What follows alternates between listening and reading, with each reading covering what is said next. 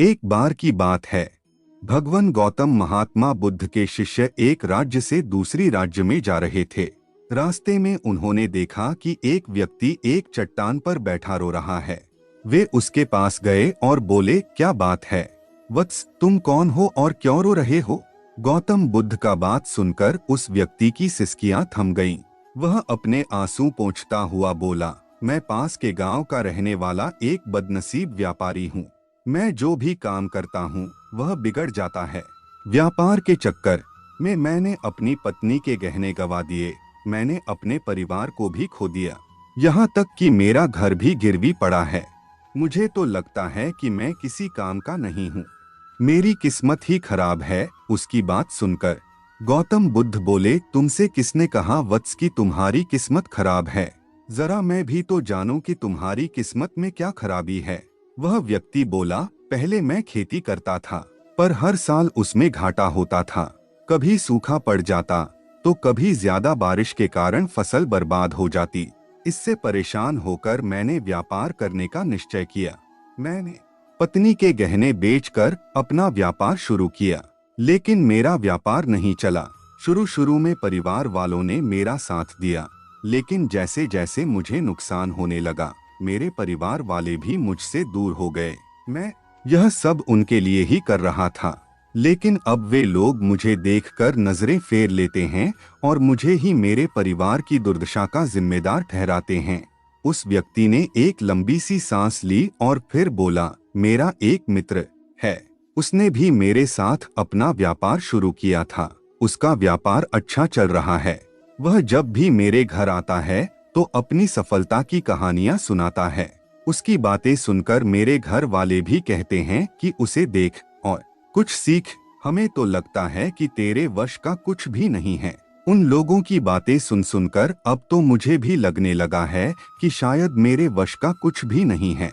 अब तो मुझे अपना जीवन ही व्यर्थ लगने लगा है। मेरे मन में ख्याल आता है कि अपना जीवन समाप्त कर लूं। मैं यहाँ आया भी इसी इरादे से था, लेकिन हिम्मत नहीं कर पाया, इसीलिए यहाँ एकांत में बैठा रो रहा था। गौतम बुद्ध बोले, ओह तो ये बात है। वैसे क्या तुम इसके अलावा कुछ और भी कहना चाहते हो? उनकी बात सुनकर वह व्यक्ति बोला, एक ओर मेरा हर काम खराब हो जाता है, दूसरी ओर मेरा मित्र है जो हर समय मुझे नीचा दिखाने का प्रयत्न करता रहता है।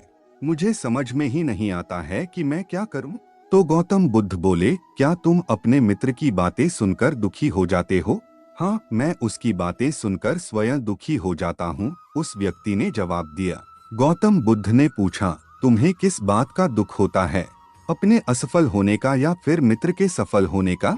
उनका सवाल सुनकर वह व्यक्ति एक पल के लिए सोच में पड़ गया। फिर वह बोला, अगर सच कहूँ तो मुझे अपने असफल होने का उतना दुख नहीं होता है जितना कि मित्र के सफल होने का होता है। अर्थात यदि तुम्हारा मित्र असफल हो जाए तो तुम्हें खुशी होगी? गौतम बुद्ध ने प्रश्न किया।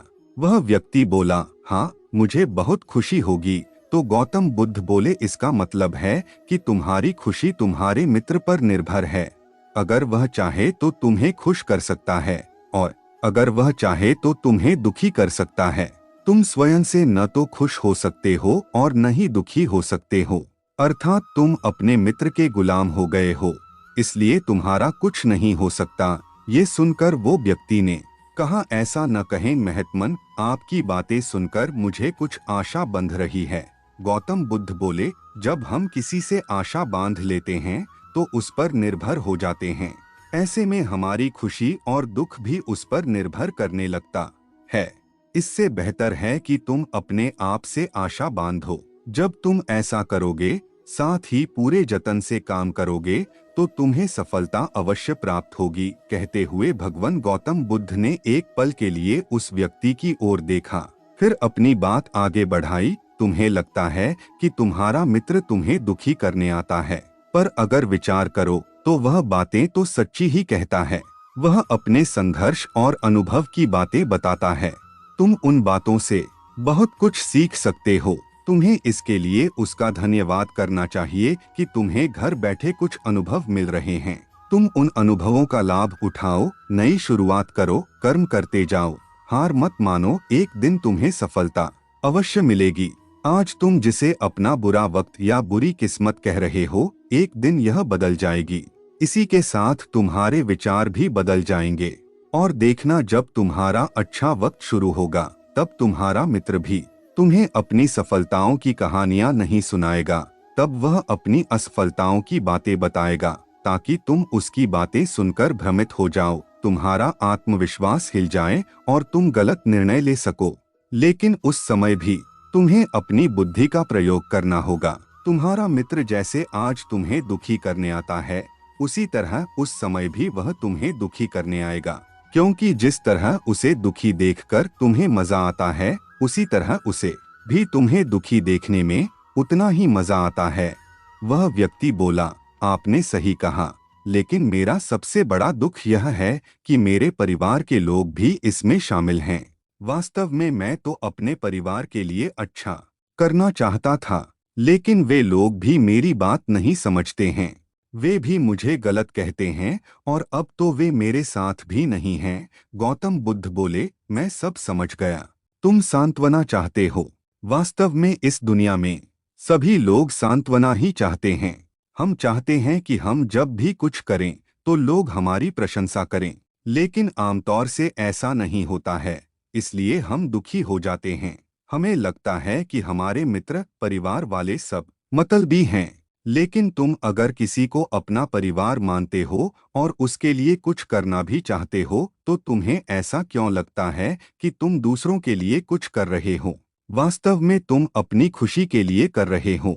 इसलिए परिवार के लिए कुछ करना वास्तव में अपने लिए ही करना होता है। लेकिन अगर ऐसा करते समय तुम्हें लगता है कि तुम दूसरों के लिए कर रहे हो, तो तुम दुखी रहोगे। और अगर तुम्हें लगता है कि तुम अपने लिए कर रहे हो, तो तुम खुश रहोगे, क्योंकि जब तुम अपने लिए कुछ अच्छा करते हो या करना चाहते हो, तब तुम्हें सांत्वना की जरूरत नहीं पड़ती है। गौतम बुद्ध की बातें सुनकर उस व्यक्ति के चेहरे के भाव बदल गए। वह बोला, आप सही कह रहे हैं, मैं समझ गया हूँ। अब तक मेरी किस्मत खराब इसलिए थी क्योंकि वह दूसरों के हाथ में थी।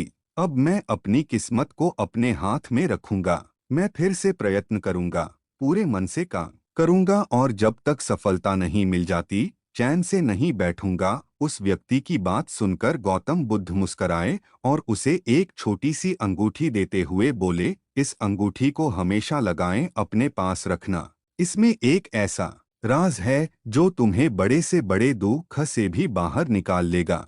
लेकिन इसे तभी खोलना जब तुम्हारे जीवन में कोई रास्ता न सुझाई दे और तुम्हें लगे कि सब व्यर्थ है। यह दुनिया व्यर्थ है और यहाँ रहना भी व्यर्थ है। उस व्यक्ति ने गौतम बुद्ध को धन्यवाद दिया और अंगूठी लगाकर चला गया। उसने नए उत्साह के साथ फिर से अपना व्यापार आरंभ किया। उसका व्यापार चल निकला। अपनी मेहनत और लगन के बल पर वह एक बड़ा व्यापारी बन गया। परिवार वाले भी उसके साथ आ गए और उसका जीवन हंसी खुशी बीतने लगा। अब वह भूतकाल का रोना छोड़ चुका था। वह भविष्यकाल की भी चिंता नहीं करता था, बस अपने वर्तमान को संवारने में लगा रहता था। और जो कुछ भी वह करता था, वह अपने लिए करता था, अपनों के लिए करता था। इसलिए वह प्रसन्न था। उसके जीवन में अब कोई दुख नहीं था। लेकिन वक्त हमेशा एक जैसा नहीं रहता है, वह बदलता रहता है।